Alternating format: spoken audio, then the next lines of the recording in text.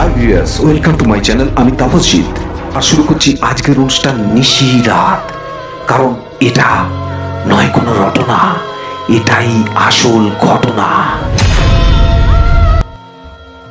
Welcome back, তোমাদের সকলকে শুভেচ্ছা জানিয়ে শুরু করছি নিশিরাতে আজকের গল্প, চণ্ডতান্ত্রিক এক ভৌতিক কথা। তো চলো শুরু করা যাক আজকের গল্প, চণ্ডতান্ত্রিক এক ভৌতিক কথা। বকুলপুর গ্রামে চণ্ডতান্ত্রিককে চেনে না এমন লোক খুব কমই আছে। চণ্ডতান্ত্রিকের নাম শুনলে বড় বড় ওঝা গণিন এরা সকলে এক ঘাটে জল খায়। একবার আমার বন্ধু জয় ওর বোনকে ভূতে ধরেছিল, তা আমি আর জয় ওর বোনকে নিয়ে যাই চণ্ডতান্ত্রিকের বাড়িতে।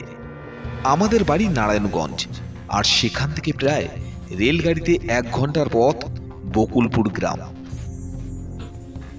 তা আমরা সকাল সকাল রেলগাড়ি চেপে একদম জানলার সামনে বসে হাওয়া খেতে খেতে পৌঁছে গেলাম বকুলপুর গ্রামে। আর সেখান থেকে টোটো রিক্সায় করে প্রায় 15 মিনিটের পথ পেরিয়ে গিয়ে উঠলাম চণ্ডতান্ত্রিকের বাড়িতে।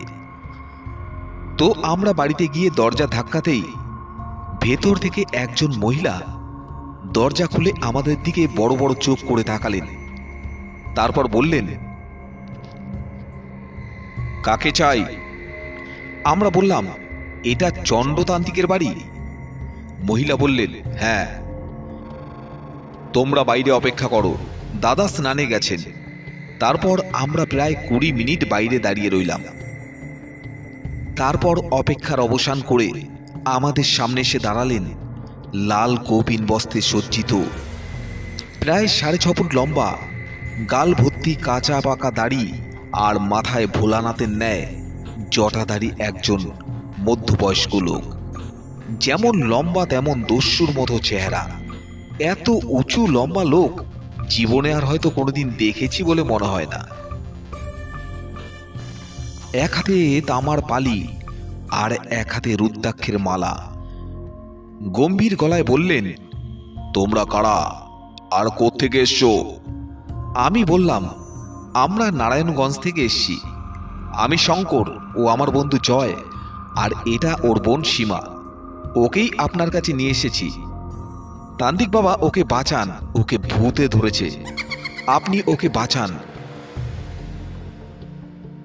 তোমরা আমার সাথে এসো। তারপর চণ্ডতান্ত্রিক আমাদের ভেতরে নিয়ে গেল।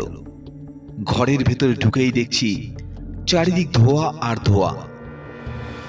ধুনোর গন্ধে যেন চারদিক ম ম করছে। তারপর যেটা দেখলাম সত্যি মুগ্ধ হয়ে গেলাম। বাড়ির ভেতরে মা রক্ষাকালীর মন্দির, আর মন্দিরে স্থাপিত কালো পাথর দিয়ে তৈরি মায়ের মূর্তি। কি অপরূপ সেই মূর্তি! মায়ের মুখখানি যেন একদম মায়ায় জড়ানো। তান্ত্রিক বাবা মন্দিরের মেঝেতে আমাদের একটা চাটাই পেতে দিয়ে বললেন, তোমরা এখন বসো, আমি মায়ের পুজো করব, তারপর তোমাদের সব কথা শুনবো। তারপর তান্ত্রিক বাবা মায়ের আরতি শুরু করলেন। আমরা চুপ করে মুগ্ধ হয়ে দেখলাম মায়ের আরতি। তারপর বেশ কিছুক্ষণ পর পুজো শেষ করে তান্ত্রিক বাবা কলকেতে আগুন জ্বালালেন। তারপর দুটান দিয়ে বললেন, হ্যাঁ বেশ, কি হয়েছে বলো। তখন আমার বন্ধু জয় বলল, তান্ত্রিক বাবা, এই যে আমার বোন সীমা, জানি না ওর কি হয়েছে, বেশ কিছুদিন ধরে ওর মধ্যে একটা পরিবর্তন দেখছি। ও সবসময় কাঁচা মাছ খেতে চাইছে, মাথার চুল আঁচড়ে দিলেও রাখছে না, নিজের হাত দিয়ে এলোমেলো করে দিচ্ছে, আর মাঝে মাঝে চিল্লে চিল্লে উঠছে। তখন চণ্ডতান্ত্রিক বললেন, কোথায় তা তোমার বোনটি? তো দেখছি বেশ চুপচাপ, নিজের মতো নিজে একাই বসে আছে। ওকে দেখে তো মনে হচ্ছে না যে কিছু একটা হয়েছে। হ্যাঁ তান্ত্রিক বাবা, কারণ আমাদের গ্রামের ডাক্তার ওকে একটা ইনজেকশন দিয়েছে যাতে ও চিল্লামিল্লি না করতে পারে। ও আচ্ছা আচ্ছা, ঠিক আছে ঠিক আছে, তোমরা বসো, আমি দেখছি। এই কথা বলে চণ্ডতান্ত্রিক হাতে করে নিয়ে এলো একটা বড় কঙ্কালের হাড়। তারপর মন্ত্র পড়তে শুরু করলো, আর মন্ত্র পড়ে ওই কঙ্কালের হাড়টা সীমার মাথায় ঠেকাতেই সীমা যেন এক ভয়ঙ্কর রূপ ধারণ করলো। সীমা চিল্লে চিল্লে বলতে লাগলো, আমায় আমায় ছেড়ে দে, ছেড়ে দে, আমায় আমায় ছেড়ে দে, আমায় ছেড়ে দে। তোরা তোরা আমায় কোথায় নিয়ে এসেছিস?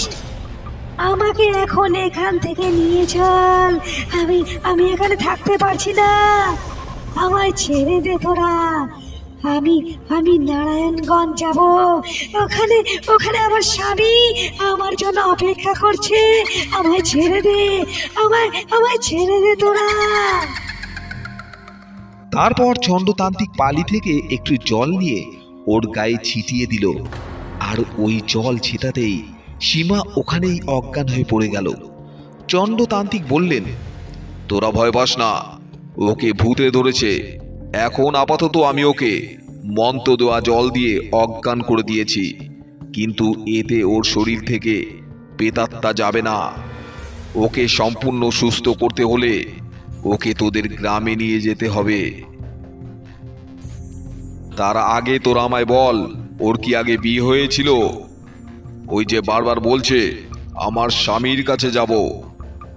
তখন আমার বন্ধু জয় বলল, তান্ত্রিক বাবা, আমার বোনের বিয়ে হয়েছিল, কিন্তু এই বিয়ের 6 মাস পর ওর স্বামীর এলে কাটা পড়ে। তারপর থেকে একটু অন্যরকম হয়ে যায়। কারোর সাথে বেশি কথা বলে না, চুপচাপ একা একা বসে নিজের সাথে নিজেই একা একাই কথা বলতো, কিন্তু এই রকম ভুতুড়ে পাগলামি করতো না। তারপর এখন বেশ কয়েকদিন ধরে এই অবস্থা, যেটা আপনি আপনার সামনে এখন দেখলেন। তখন চণ্ডতান্ত্রিক বলল, সব বুঝেছি, আমি সব বুঝেছি। ওর স্বামীর আত্মাই ওর ওপর ভর করেছে, আর এখন ওকে মেরে ওর স্বামী ওকে ওর কাছে নিয়ে যেতে চাইছে। তোমরা চিন্তা করো না, আমি মন্ত্র পড়ে দিচ্ছি, ও আর চেঁচামেচি করবে না। এখন তোমরা ওকে নিয়ে ফিরে যাও। আমি কাল তোমাদের গ্রামে যাব। তোমরা একটা লাল শালু, একটা মাটির কলসি আর সাদা সর্ষে জোগাড় করে রাখবে। দেখো ভুল যেন না হয়। তখন আমরা ওখান থেকে বেরোতে যাব। পেছন থেকে মোটা ভারী গলায় চণ্ডতান্ত্রিক বলে উঠল, আরে শোনো শোনো শোনো বাছারা, শোনো, একটা কলকেতে গাঁজা ভরে রেখো। আমরা মাথা নাড়িয়ে চণ্ডতান্ত্রিকের বাড়ি থেকে বেরিয়ে আসলাম। তারপর আবার টোটো ধরে স্টেশন, তারপর রেলগাড়ি ধরে আবার নারায়ণগঞ্জ। পরের দিন সকাল হতেই আমরা সবাই মিলে জিনিসপত্র গোছানো শুরু করলাম। চণ্ডতান্ত্রিকের কথা মতো একটা কলকে ভর্তি গাঁজা সাজিয়ে রাখলাম। তারপর দুপুর 12টা নাগাদ লাল কৌপিন বস্তে সজ্জিত একগাল দাড়ি নিয়ে উঁচু লম্বা জটাধারী চণ্ডতান্ত্রিক এসে হাজির হলো জয়দের বাড়িতে। তারপর জয়ের মা চণ্ডতান্ত্রিকের পা ধুইয়ে বসার জন্য আসন পেতে দিল, কিন্তু চণ্ডতান্ত্রিক আসনে বসতে গিয়ে আবার উঠে দাঁড়ালো। তারপর বলল, কালো ছায়া, কালো ছায়া, এই বাড়িতে কালো ছায়ার প্রভাব পড়েছে। এখনই যজ্ঞ শুরু করতে হবে। তার আগে তোরা বেলকাঠ, বালি, ঘি, মধু, বাটকাঠি নিয়ে আয়। তা আমরা সবাই ছুটোছুটি করে সব সরঞ্জাম জোগাড় করে নিয়ে আসলাম। তারপর চণ্ডতান্ত্রিক বসলো যজ্ঞকুণ্ড সাজিয়ে। তারপর বলল, তোর বোন সীমাকে নিয়ে আয় এখানে। আর সীমা তখন উদ্মাদের মতো চিল্লামিল্লি করছে, আমাকে আমাকে ছেড়ে দে, আমাকে ছেড়ে দে, যেতে দে আমায়। তারপর আমরা সবাই মিলে সীমাকে ধরে এনে চণ্ডতান্ত্রিকের সামনে বসালাম। চণ্ডতান্ত্রিক কঙ্কালের হাড়টা সীমার মাথায় ঠেকাতেই সীমা বেহুশ হয়ে গেল। তারপর চণ্ডতান্ত্রিক একের পর এক সর্ষে ফুল বেলপাতা ছুটতে থাকলো সীমার গায়ে। তারপর সীমার আবার হুঁশ আসলো, আর হুঁশ আসতেই সীমা আবার চেঁচামেচি শুরু করলো। আর চণ্ডতান্ত্রিক তখন এক হাতে কঙ্কালের হাড়টা উঠিয়ে চোখ বন্ধ করে মন্ত্র পড়তে শুরু করলো। ওম বিং চিং ক্লিং, ওম আঙ্গে ক্লিং, পুরু পুরু সিদ্ধেশ্বরী অবতার স্থাতা, ওম ওম দশাঞ্জলি ভিন্দলি বীরস্থারি ভৈরবী ভৈরবী বিপারানি রোণাবদ্ধ মুষ্টিবদ্ধ বাণবদ্ধ কীতবদ্ধ রুদ্রবদ্ধ নক্ষবদ্ধ গোহবদ্ধ বেদবদ্ধ ভূতবদ্ধ রাক্ষসবদ্ধ কঙ্কালবদ্ধ বেতালবদ্ধ পাতালবদ্ধ আকাশবদ্ধ পূর্ববদ্ধ পশ্চিমবদ্ধ উত্তরবদ্ধ দক্ষিণবদ্ধ সর্বদিশাবদ্ধ ওম কা ওম হা কুড়ু কুড়ু সাহা। এই বলে চণ্ডতান্ত্রিক সীমার গায়ে ছাই ছিটাতেই সীমা বলে উঠল, আমায় আমায় ছেড়ে দে, আমায় ছেড়ে দে, আমার শরীর জ্বলে পুড়ে ছারখার হয়ে যাচ্ছে, আমায় ছেড়ে দে, আমি আমি চলে যাব, অনেক দূরে চলে যাব, আমায় ছেড়ে দে। তখন চণ্ডতান্ত্রিক বলল, তার আগে তুই বল, তুই কে, কোত্থেকে এসছিস? তখন সীমার ভেতর থেকে প্রেতাত্মাটা বলে উঠল, আমি আমি রাখাল মাস্টার, এই গ্রামের ছেলে আমি। তখন চণ্ডতান্ত্রিক বলল, তা তুই সীমার শরীরে কি করতে এসছিস? তখন প্রেতাত্মাটা বলল, সীমা সীমা আমার স্ত্রী, তাই ওকে ওকে আমার কাছে নিয়ে যেতে এসেছি, কিন্তু আমার আর সীমার মাঝখানে তুই এসে ব্যাঘাত ঘটালি। আমি তোকে ছাড়বো না, তুই চলে যা এখান থেকে, আমাকে ছেড়ে দে, আমি সীমাকে আমার কাছে নিয়ে যাব, ছেড়ে দে আমাকে। তখন চণ্ডতান্ত্রিক আবার কিছুটা ছাই ছুঁড়ে মারল সীমার শরীরে। এইবার প্রেতাত্মাটা চিল্লে চিল্লে বলে উঠল,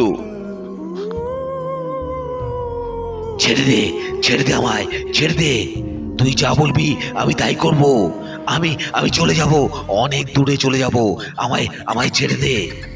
তখন চণ্ডতান্ত্রিক বলল, ঠিক আছে, আমি তোকে ছেড়ে দিতে পারি, কিন্তু তুই যে এখান থেকে চলে যাবি তার কি প্রমাণ আছে?